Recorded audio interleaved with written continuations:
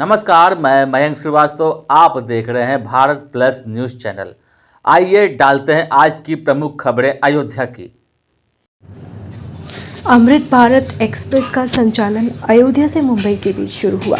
Train को नरेंद्र मोदी ने वाराणसी से वर्चुअल हरी झंडी दिखाई।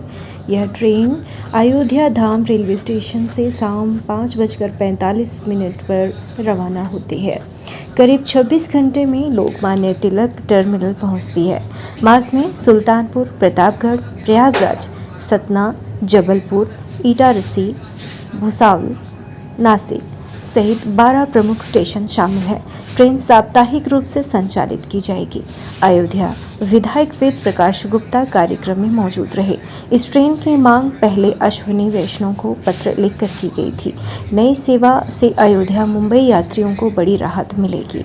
यह ट्रेन धार्मिक पर्यटन और आर्थिक कनेक्टिविटी दोनों को मजबूती देगी।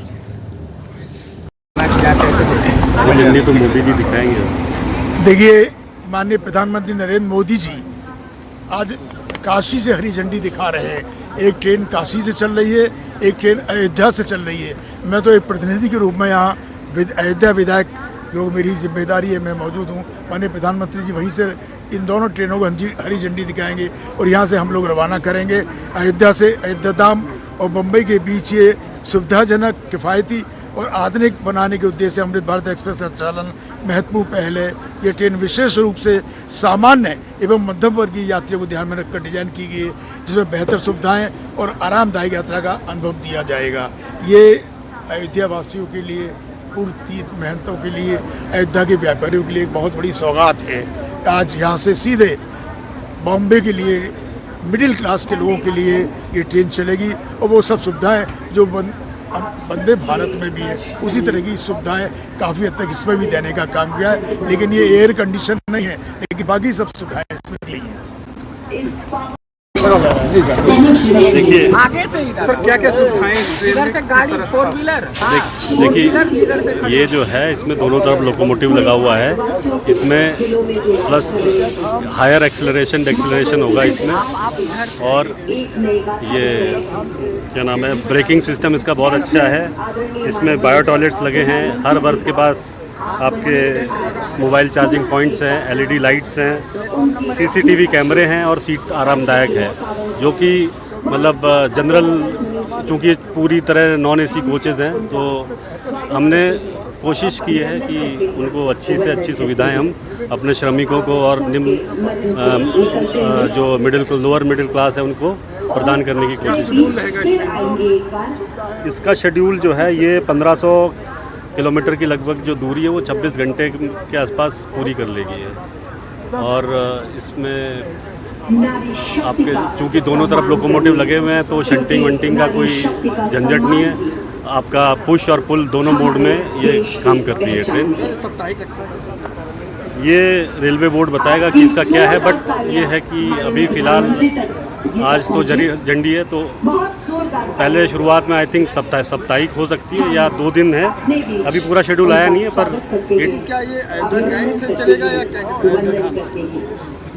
अभी तो आई थिंक अयोध्या कैंट से चलने की वो है। नहीं, आज इधर से चल रही है, पर इसका जो पूरा शेड्यूल है वो अयोध्या कैंट से होगा शायद। अयोध्या में लक्ष्मण पथ निर्माण के बीच 250 निषाद परिवारों पर संकट। गुप्तार घाट से राजघाट तक बन रहा है करीब 9 किलोमीटर लंबा मार्ग। सरयू किनारे जमथरा माझा में 60 से 70 वर्षों से रह रहे परिवार निर्माण कार्य के चलते अब हटाए जा रहे हैं। पीड़ितों का आरोप, न जमीन मिली न रहने के लिए मकान। निषाद परिवारों की मांग पहले पुनर्वास फिर विस्थापन। कई बार जिला प्रशासन से लगाई जा चुकी है गुहार, अब तक नहीं निकला कोई ठोस समाधान। विधायक वेद प्रकाश गुप्ता ने दिया मदद का आश्वासन, सभी को मिलेगा मुआवजा और प्रधानमंत्री आवास। बड़ा सवाल, क्या विकास के साथ इन परिवारों को न्याय मिलेगा? हमारा नाम अंजू है। मैं जमथरा घाट बंधा से रहने वाली हूँ। मैं यहाँ, हमारे बुजुर्ग कई पीढ़ियों से रह रहे हैं, पर हम यहाँ तो लगभग रहे हैं 15-20 साल से। पर हमारा ये लक्ष्मण मार्ग में हमारा घर जा रहा है, तो हमें सरकार से यही अपील है कि हमें घर उजाड़ने से पहले कहीं हमें बसाया जाए। वो अपना काम कर रहे हैं, अपना काम करें, हमें उनके लिए कोई आपत्ति नहीं है। बस यही हमें उनसे निवेदन है कि हमारा घर उजाड़ने से पहले हमें कहीं बसाया जाए। हमारे छोटे छोटे बच्चे हैं, मिट्टी से सब ढक दे रहे हैं। रास्ताना स्कूल जाने में बहुत परेशानी हो रही है, आने में बहुत परेशानी हो रही है। हम अपने बच्चों को कैसे पढ़ाएंगे, कैसे लिखाएंगे? मजदूर आदमी रोज कमा के रोज खाने वाले हैं, तो अपने बच्चों को पढ़ाएंगे कि हम ऐसे ही घर ले लेके इधर उधर भागेंगे? हमें कहीं रहने का जगह दिया जाए, उसके बाद हटाया जाए, वो अपना काम करें। भैया यह दिक्कत है, हम सब कहाँ जाई? जब उजारत है ना रहा कुछ बाय कहूँ कहूँ छोड़ दे दिए रहे का अपन हम सब ही जाई, अपन रही जाए व्यवस्था दे दी और कहाँ जाई? दिक्कत यह है। और कहाँ सरकार से भैया रहे छोड़ दिए कहूँ और कहाँ जाए उजर कर? यही है हमारा सब तो। अरे 20 साल तो होने जात बा परिवार भैया। हम सब है नहीं शायद 15 जने से कम ना, हम दोनों जन मिला तो वही तो हम सब कही भैया। अब वही सब मांग कहाँ रही भैया? मान लो कोनो मेयर कमाई खाई जिया जात बा, मजूरी मेहनत करी के तो राइट ठोर न रहे तो का करब? राह व्यवस्था दिए भैया, कहूँ राह ठोर अपन रहीस वही अपन वही हटावत है घर, तो हम सब कहाँ बचे जाए के? पहले बताइए हमसे। ये हमसे मनई से बड़ा हमसे सबसे सरकार हुए हमारे जितावा हुए जाने हो, चाहे मोती भी चाहे जोगी भी। हाँ, दोनों बात कह दी है हम। हाँ, नहीं उन्हों हट जाए, उन्हों समस्या हुआ था, माटी पाटा था, घर हटावा था, ये सब किनारे किनारे के कौन काम हुए? नहीं जमीन दे देते, घर हटाई देते, पाछे जमीन है खाली वक़्त दे दिए, हटाई बढ़ाई करनी तब घर जात तो भाई त्याग है। 20 चक्कर निशान लगाए, कम हुआ लगावत, कम हुआ लगावत, सारे घर निकलत है। अब दिए हुए कम 250-300 का ये गेहूं बोआ जाता है और नहीं छगड़ी बकरी चराई लिया जाता है और कम काम है। देखिए, माननीय प्रधानमंत्री नरेंद्र मोदी जी के कार्यकाल में, माननीय मुख्यमंत्री योगी आदित्यनाथ जी का कार्यकाल में उत्तर प्रदेश में और मैं कहूँगा देश में जितने गरीबों के लिए मकान बने हैं, प्रधानमंत्री आवास, मुख्यमंत्री आवास, आज तक कभी भी 70 साल में नहीं बने। हम तो जो लोग अब तक जिनके पास मकान नहीं था उनको भी मकान दे रहे हैं। तो ये जो बात है, ये कहीं ना कहीं कुछ लोग विरोधी इसको दिग्भ्रमित कर रहे हैं। हम निश्चित रूप से अयोध्या में इतना विकास का काम चल रहा है, कोई नहीं कह सकता कि जिनके मकान हटाए गए विकास के लिए, चौड़ीकरण के लिए, उनको ना दिया गया हो। मुआवजा भी दिया गया है, जगह भी दी गई है, आवास भी दिया गया है। और मैं निश्चित रूप से इस बात के लिए उनसे संकल्पित हूँ कि वो यदि हटाए जाएंगे तो उनको भी बसाने का काम भी करेंगे। मकान प्रधानमंत्री आवास, मुख्यमंत्री आवास में हम उनको देने का काम करेंगे। वो एक अलग विषय है कि वो डूब क्षेत्र में आता है तो देने का प्रावधान नहीं है, लेकिन मोदी जी की सरकार, योगी जी की सरकार हर गरीब को छत देने का जो संकल्पित है, तो उनको आवास हम प्रयास करेंगे कि उन सबको आवास मिले। धर्मनगरी अयोध्या के भाजपा के वरिष्ठ नेता विनोद जायसवाल ने पश्चिम बंगाल में भाजपा की प्रचंड जीत व पूर्ण बहुमत सरकार की कामना से हनुमान मंदिर में अखंड सुंदरकांड पाठ कराया जा रहा है, जो सुबह से शुरू हुआ है। पूजा पाठ मध्य रात्रि तक किया गया। जायसवाल ने कहा कि पीएम मोदी, गृह मंत्री अमित शाह और सीएम योगी बंगाल जीतने के लिए दिन रात मेहनत कर रहे हैं।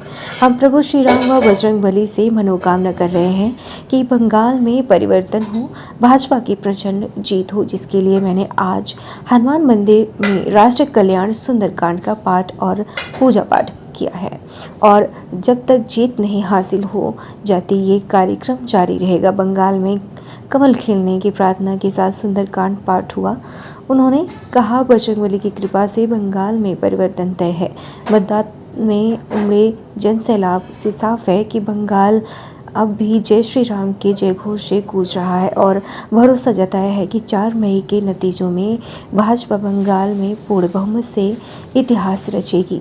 ये कार्यक्रम अयोध्या के पूरा बाजार क्षेत्र के बरौनी गांव स्थित हनुमान मंदिर में हुआ। मेरा कार्यक्रम राष्ट्र कल्याण के लिए चल रहा है।